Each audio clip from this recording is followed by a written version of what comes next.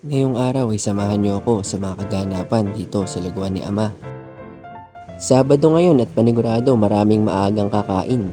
Kaya naman naglinis na kami agad ng partner ko sa labas.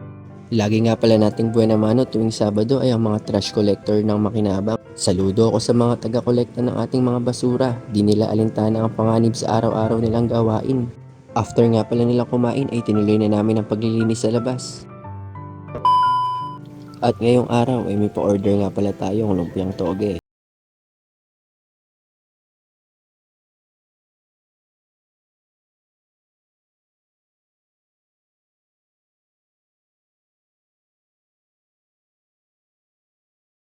So, kuha tayong daon ng saging. Kailangan natin para sa order.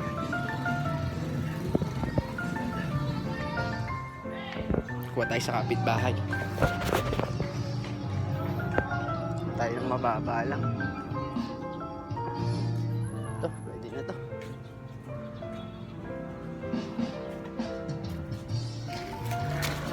Ay, nalaglag pa. Yeah.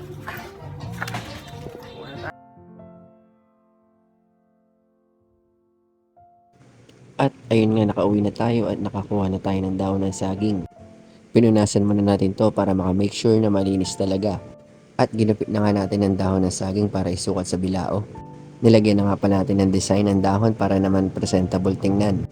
At si partner na nga ang nag-arrange ng toge natin sa bilao. At bago natin makalimutan ng lahat, ang sukang binabalik-balikan sa lugawan ni Ama. At sa mga oras na to ay ready na kami mag-deliver. Tumawag na kami ng tricycle para isakay ang mga orders. At nang mailagay na lahat ay ready to go na kami. Nagmotor ako dahil di alam ng tricycle driver ang pupuntahan, kaya naman ako ang susundan nila. At nakarating na kami sa pagde-deliveran ng mga orders.